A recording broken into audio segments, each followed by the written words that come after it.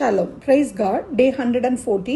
இன்றைக்கு நாம் be the light in the world என்ற தலைப்பில் லேவியராகமம் 24ஆம் அதிகாரத்திலிருந்து நம்முடைய டெய்லி மெடிடேஷனை காணலாம். நாம் இன்றைக்கு வாசித்த லேவியராகமம் 24ஆம் அதிகாரத்தை தியானிக்கும் போது கூடார பண்டிகைக்கும் ஓய்வு ஆண்டுக்கும் இடையிலே வித்தியாசமானதாக இருக்கலாம். இங்கே விளக்கு தண்டுக்கான எண்ணெயை குறித்தும் சமூக தப்பங்களை குறித்தும் வாசிக்கிறோம். இங்கே விளக்கை குறித்து பார்க்கும்போது பரிசுத்த ஆவியானவரின் வெளிச்சத்திலேயும் அவருடைய வழி நடத்துதலின் படியையும் செய்யப்பட வேண்டும் என்று நமக்கு இந்த அதிகாரம் கற்றுத்தருகிறது. சில காரியங்களை மேலோட்டமாக அப்படியே நம்ம பார்த்துட்டு போக முடியாது. அந்த மக்கள் விளக்கு தண்டுக்கான எண்ணெய் கொண்டு வர வேண்டும், சமூக தப்பங்களுக்கு தேவைப்படும் அப்பங்களுக்கான மாவை கொண்டு வர வேண்டும்.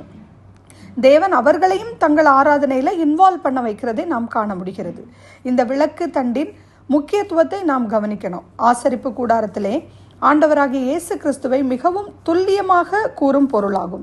இது முழுவதும் பொன்னினால் செய்த 7 அகல்களை கொண்ட ஒரு விளக்கு. யாத்திராகமம் 30:7-8 பார்ப்பது போல இந்த விளக்கு எப்போதும் எரிந்து கொள்ள வேண்டியதை கவனிக்க வேண்டியது ஆரோனின் பொறுப்பாகும். இந்த காலத்தில் இந்த விளக்கு தண்டுகள் நம்முடைய பிரதான ஆசாரியனாகிய இயேசு கிறிஸ்துவின் கரத்திலே இருக்கிறது. இயேசு கிறிஸ்து விளக்குகளாக நாம் பிரகாசிக்கும்படி நம் மத்தியிலே இப்பொழுது இருக்கிறார்.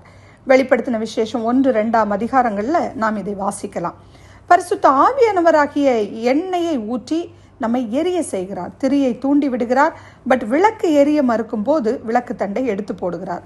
இதுதான் மரணத்திற்கு ஏதுவான பாவத்தின் விளைவு என்று ஜான் எழுதியிருக்கிறார். அதான் பாவத்தின் சம்பளம் மரணம் என்று நாம் வசனத்தை வாசிக்கிறோம். இன்னொரு சம்பவத்தை இந்த அதிகாரத்தில் பார்க்கும்போது தாய் ஒரு யூத பெண், தகப்பனார் ஒரு எகிப்தியன். அவருடைய மகன் தேவதூஷணம் சொல்கிறான். இப்படியாக கலப்பு திருமணம் செய்கிற மக்களால் உண்டாகிற விளைவுகளை பார்க்கிறோம். இது யாரை குறிக்கிறது என்றால் சபையிலே தேவனுக்கும் உலக பொருளுக்கும் ஊழியம் செய்கிற இரு மனமுள்ளவர்களை பற்றி குறிக்கிறது. லேவியராகமம் 24:2 வாசிக்கலாம் இதை. இந்த விளக்குகளில் உள்ள 7 திரிகளும் இரவும் பகலும் தொடர்ந்து எரிந்து கொண்டே இருக்க வேண்டும்.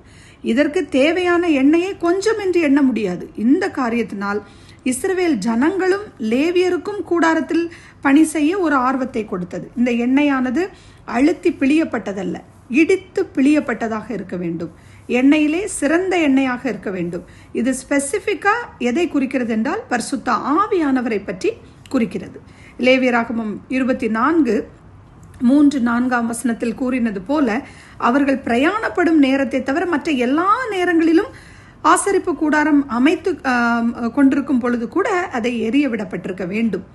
ஆரோன் பொறுப்பானவர். ஆரோன் இதற்கு ஒரு பெரிய பொறுப்பாக இருக்க வேண்டும். verse 5-7 நம்ம பார்க்கும்போது மெல்லிய மாவை எடுத்து 12 அப்பங்களாக சுட வேண்டும். ஒவ்வொரு அப்பமும் மரக்காலிலே 10 பங்கு மாவினால் செய்யப்பட வேண்டும். அவைகளை கர்த்தருடைய சந்நிதியிலே பரிசுத்தமான மேஜையின் மேல் அடுக்க வேண்டும். ஒவ்வொரு அடுக்கிலும் 6 அப்பம் இருக்க வேண்டும். மேலும் ஒவ்வொரு அடுக்கில் 6 அப்பம் இருக்க வேண்டும். அதில் சுத்தமான தூப வர்க்கம் போடணும். அது ஞாபக குறியாக கர்த்தருக்கு ஏற்ற தகன பலியாக இருக்கும். இந்த மெல்லிய மாவு மனிதர்கள் கொடுக்கக்கூடியது. ஆனால் எண்ணெய் ஹோலி ஸ்பிரிட்டை குறித்து பேசுகிறது போல இயேசு கிறிஸ்துவை பற்றி கூறுகிறது. யோவான் 6:35 என்ன சொல்லப்பட்டிருக்கிறது? ஜீவ அப்பம் நானே என்று இயேசு கூறியிருக்கிறார். அப்ப மெல்லிய மாவு என்பது கோதுமையை குறிக்கிறது. தூப வர்க்கம் என்பது இயற்கையாக சில மரங்களிலே ஓடுகிற அந்த பிசின். இந்த அப்பம் இயேசு கிறிஸ்துவை பற்றி பேசுகிறது. இந்த தூப வர்க்கம் அவர் மனு உரு எடுத்த அற்புதமான வாழ்க்கையின் வாசனையை கூறுகிறது. இந்த அப்பங்கள் 1 வாரங்களாக அது மேஜையின் மேல் இருக்கும். அது ஒவ்வொரு ஓய்வு நாளிலும் அது மாற்றப்பட வேண்டும். அதிலிருந்து எடுக்கப்படும் அப்பங்களை ஆரோனும் அவன் குமாரனும் புசிப்பார்கள். அது பரிசுத்த ஸ்தலத்திலே செய்யப்பட வேண்டியது. தாவீதும் அவன் மனிதர்களும் பசி எடுத்த போது உணவு தேவைப்பட்ட போது அபிமெலேக்கு என்னும் ஆசாரியன் இந்த உணவைத்தான் அவர்களுக்கு கொடுத்தார். நாம் அதை 1 சாமுவேல் 21 வசனங்கள் 4-6 வரை இதை குறித்து நாம் வாசிக்கலாம். இயேசு கிறிஸ்துவும் மத்தேயு 12 3-4 வாசிக்கும் போது இதை குறிப்பிட்டிருக்கிறார். இயேசு கிறிஸ்துவே அப்பமாகவும் வெளிச்சமாகவும் இருக்கிறார். நானே வானத்திலிருந்து வந்த ஜீவ அப்பம் என்று யோவான் 6:51 நமக்கு குறிப்பிடுகிறார். நானே உலகத்திற்கு ஒளி என்கிறார். யோவான் 8:12 இதை குறிப்பிடுகிறார். லேவியராகமம் புத்தகத்திலே மொத்தம் 2 சம்பவங்கள் தான் காணப்படுகிறது. மொத்தமே ஒன்று நாதாப் அபியூபை குறித்து உள்ளது. லேவியராகமம் 10ஆம் அதிகாரத்தில் நாம் இதை பார்த்தோம். இந்த சாப்டரில் இன்னொரு சம்பவத்தையும் பார்க்கலாம். லேவியராகமும் அநேக கற்பனைகள் பிரமாணங்களை தான் கூறியிருக்கிறாங்க. ஆனால் இந்த கர்த்தரை தூஷிப்பதனாலே என்ன தண்டனை வரும் என்று கற்றுக் கொடுக்கிறார். அந்த சம்பவத்தை பார்த்தால், அவன் கலப்பு திருமணத்தில் பிறந்தவன், கர்த்தரின் நாமத்தை தூஷித்தவனுடைய தாய் தான் கோத்திரத்து பெண், தகப்பன் ஒரு எகிப்தியன். அதை யாத்திராகமம் 12வது அதிகாரம் 38வது வசனத்தில் வாசிக்கும் போது, இப்படிப்பட்ட பல ஜாதியான ஜனங்கள் அநேகராய் போனார்கள். இவங்க இஸ்ரவேல் ஜனங்களுக்குள்ளே பிரச்சனைகளுக்கு ஆர்வமாக இருந்தாங்களாம். வணங்கா கழுத்துள்ளவர்களும் முறுமுறுப்புள்ளவர்களாகவும் இருந்தார்கள். இவர்களே இச்சைகளுக்கு எல்லாம் காரணமாக இருந்திருக்கிறாங்க. இஸ்ரவேல் ஜனங்கள் எகிப்தை விட்டு புறப்படும் அந்த சூழ்நிலையிலே இந்த எகிப்திய தகப்பன்மார் அவங்க தாங்கள் அங்கேயே தங்கி இருந்திருக்கலாம், வர மறுத்திருக்கலாம். யூத பெண்கள் தாய்மார் மட்டும் பிள்ளைகளோடு புறப்பட்டிருப்பார்கள். அங்கேயே பிளவு ஏற்பட்டிருக்கலாம். இந்த காரணத்தினால் இன்றும் விசுவாசிகள் நான் பிலீவர்ஸை மேரேஜ் பண்ணக்கூடாது என்று கர்த்தர் தெளிவாக சொல்லுகிறதை நாம் காணலாம். இது கர்த்தர் கூறவில்லை என்றால் தவறு என்று யாருக்குமே தெரியாது. தாய் வழியா செல்லலாமா இல்லைனா தகப்பன் வழியா செல்லலாமா என்ற ஒரு கன்ஃபியூஷன், அந்த டிசிஷன் எடுக்கிறது ரொம்ப டிஃபிகல்ட்டாக இருக்கும் அவங்களுக்கு, அந்த பிள்ளைகளுக்கு. ஸோ பிரயாணம் கடினமாக இருந்தபோது எல்லாம் இப்படி சென்றவர்கள் முதலாவது முறுமுறுக்க ஆரம்பித்தார்கள். இப்படி ரட்சிப்பின் அனுபவம் பெறாதவர்கள் ஒரு காலை சபையிலும் மற்றொரு காலை உலகத்திலும் வைத்து கொண்டு வாழுகிறார்கள். மேலும் தேசத்தில் உள்ள எல்லாருக்கும் ஒரே நீதி என்றும் தெளிவுபடுத்தி இருக்கிறார். லேவியராகமம் 24-23வது வசனத்தை வாசிக்கும் போது இங்கே ஒழுக்க நெறி தொடர்பான ஒரு லெசன் புகட்டப்படுகிறது. தேவனுடைய நாமம் பரிசுத்த நாமம்.